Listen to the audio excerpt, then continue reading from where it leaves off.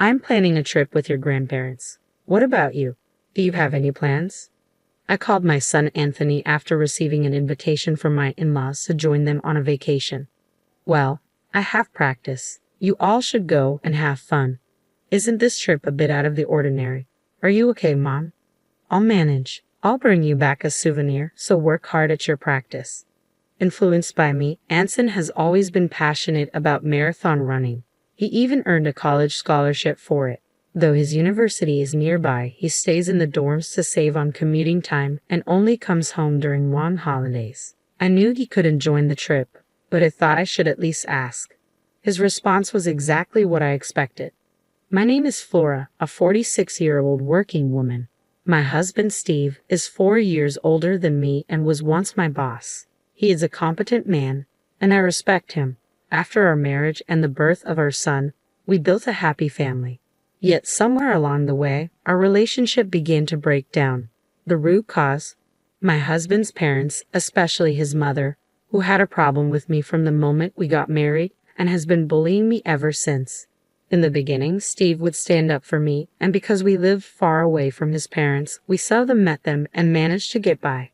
But when our son, who loves marathoning, wanted to attend a high school near my in-laws, things changed. The reason he got into running was me. I used to run marathons and still do occasionally. It made me happy to see him take an interest in running, just like me. So, I convinced Steve to move closer to the high school my son wanted to attend. Steve applied for a transfer at work for our son's sake, and we moved. My son was recommended for his university from this high school, so I think it worked out well. Go get the rental car tomorrow morning and pick up my parents on your way back, Steve said the day before our trip, leaving me puzzled. Ha! Why am I the one renting the car? What are you going to do? I'm exhausted from work, so I'll sleep until the last minute.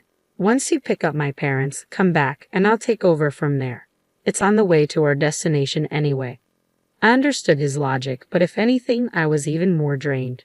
Despite working similar hours, I handled all the household chores. Reflecting on it, we used to share household tasks equally. However, since moving closer to his parents, their frequent visits disrupted this balance. Whenever his mother caught Steve doing housework, she vehemently opposed it. Housework is the wife's job. It's not something the breadwinner should do. Isn't that right, Flora? His mother's intense gaze overwhelmed me, and I found myself nodding in agreement. This pattern persisted until Steve gradually ceased all household tasks. While some blame fell on Steve, I believed his mother played a significant role. Furthermore, Steve began echoing his mother's views, asserting, "I am the breadwinner," from time to time. By then, it felt futile to rectify the situation, and I lacked the motivation to even attempt it. Steve underwent significant changes in the past few years. His work performance appeared to decline, and he often directed his frustrations towards me. However, I found that arguing back only led to more trouble, so I chose to accept the situation. It seemed like the least stressful way to live. The thoughts of divorce crossed my mind at times. The prospect of our son's college recommendation held me back. I feared it might disadvantage him if we became a single-parent family, so I shelved the idea. Instead, I adopted a mindset of caring for a pet rather than a person, which surprisingly alleviated some of my stress. Gradually, I realized that pursuing a divorce wasn't worth the energy, and that's how I've ended up where I am today.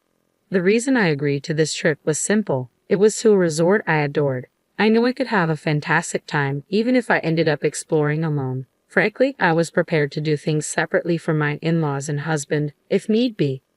Perhaps I was invited mainly for driving duties, but both my husband and father-in-law could drive, so I figured it would work out. Anyway, I played along with the notion that our pampered pooch was being demanding again, got the rental car as instructed by my husband, and headed to my in-laws' place. "Flora, you're late. Is that the car for today? You should have rented a bigger one." "Well, it's better than your tiny car, at least."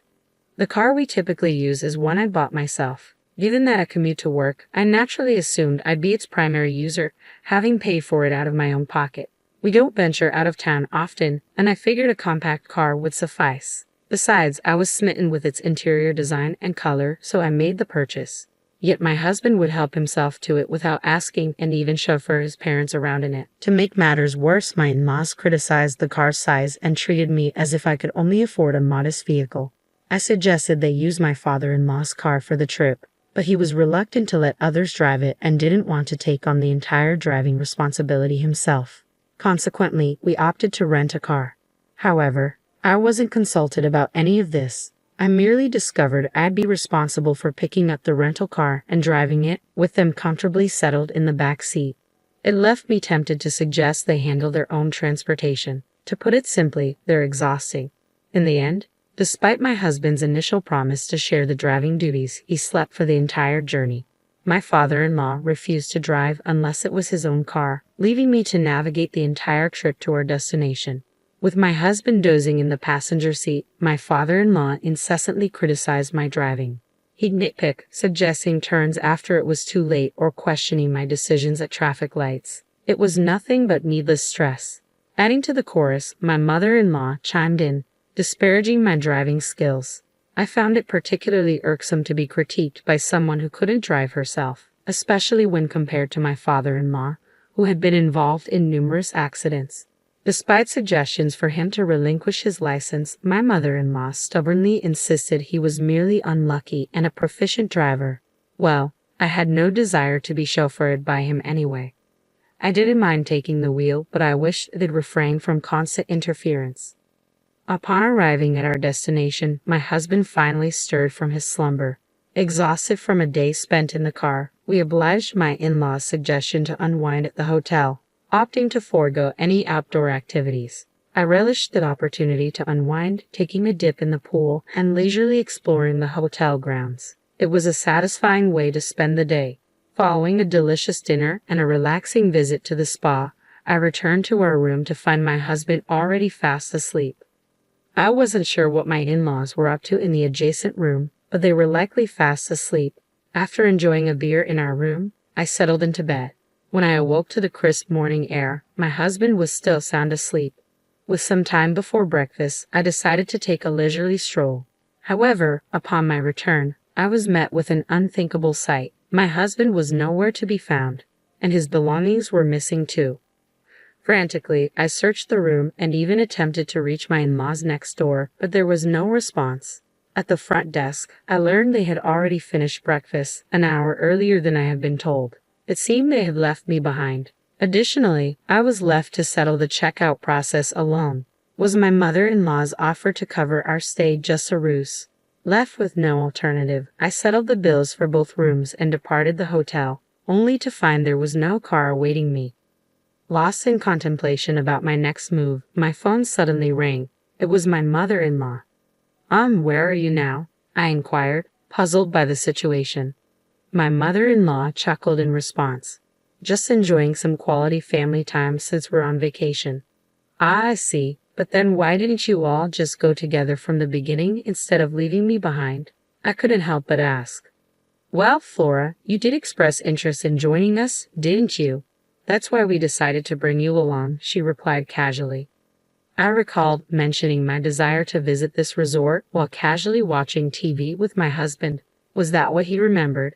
Typically, it would have been endearing if he recalled my casual remarks, but this time it felt like he used it to irk me. What's more, I was the one who did most of the driving to get here. Why should I be reminded that I was brought here by my mother-in-law, who neither drove nor contributed financially? Beyond anger, all I could do was sigh. "Fine then, let's go sightseeing as a family and head home afterward. You can do some sightseeing too, Flora, and then return. We're not sure how you'll get back, but you're quite adept at marathons, aren't you?" "Just run back," my mother-in-law taunted, her laughter fueling my frustration. "If Steve is driving, put me on speakerphone so he can hear me," I demanded, my anger boiling over. As soon as I made the request, it seemed my mother-in-law transferred the call, and my husband's voice filled the line.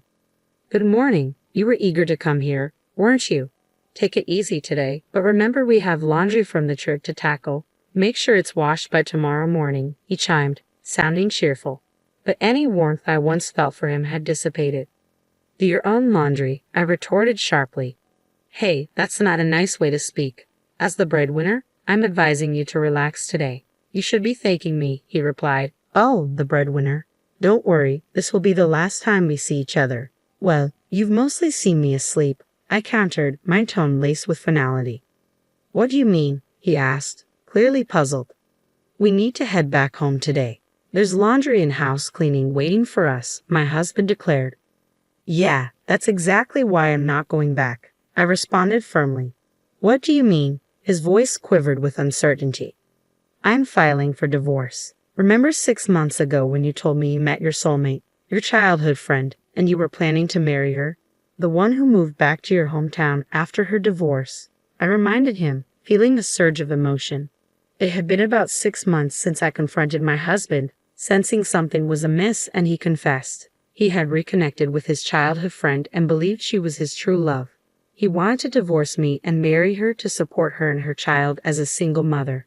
He handed me the pre-filled divorce papers, but I couldn't bring myself to agree to end our marriage. We didn't speak for days afterward until he realized he needed my help with household chores. Eventually, he asked me to forget his previous words, but I couldn't simply disregard them, and I began gathering evidence of his infidelity. I found myself pondering whether Steve had orchestrated this trip to win me over. The conversation we had occurred roughly 3 months ago, shortly after I quit my job. As I voiced my thoughts, I could hear the surprise in my in-laws' voices on the other end of the speakerphone. It seemed this was the first they were hearing about their son's job resignation. I remember when you announced you were leaving your job. I expressed concern about finding a new one and disagreed with your reasons, didn't I? I continued, recalling the exchange. You were confident in your abilities and assured me you'd land a new job quickly. Yet here we are, and you've only managed to secure a part-time position. I can't help but wonder when you'll find something more stable. As Steve remained silent while driving, I seized the moment to lay out my thoughts. I've been visualizing you as a dog to cope with the stress, but then I realized I might as well get a real one, I declared firmly. So, I'll be filing the divorce papers. Enjoy your family vacation. My in-laws called out my name in shock, and my husband attempted to say something, but I disconnected the call without a second thought. Opting to make the most of sightseeing before heading home, I explained the situation to my son over the phone. His response was a simple, "I told you so." While his reaction was expected, it felt somewhat lighter than I anticipated, given his prior knowledge of the situation. Upon returning from the trip, I chose not to return home. Instead, I kept mine and my son's belongings in a self-storage unit, prepared for any eventuality. Equipped with only the essentials, I made my way to a real estate agency. The sales representative, with whom I had developed a professional relationship and had shared drinks on several occasions, greeted me warmly. As a woman of my generation, she was easy to talk to. Over our drinks, I had confided in her about my husband and in-laws, and asked her to keep an eye out for available properties, just in case. That day, I signed a contract for my own place.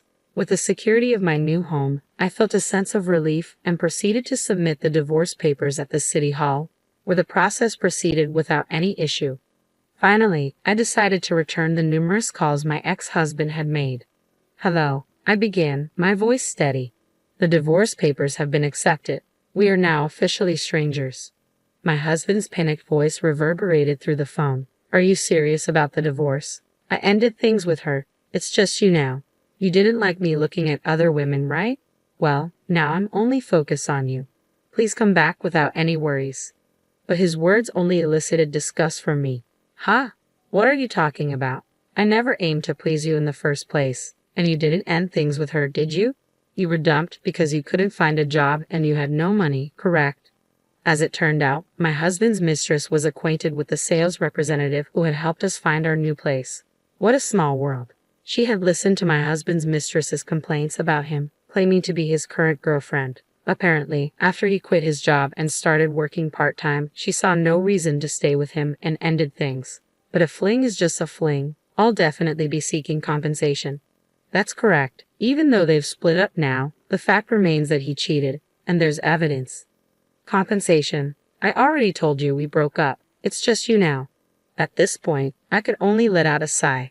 So you're implying that now that you're single, you're considering another affair. I don't care what you do, but I'm through with being taken advantage of. You didn't even notice that your belongings were missing from the house because you didn't care, did you? I'm not returning, so dispose of whatever you don't need. With that, I'd ended the call. Despite this, my ex-husband continued to call me, and even my former in-laws reached out.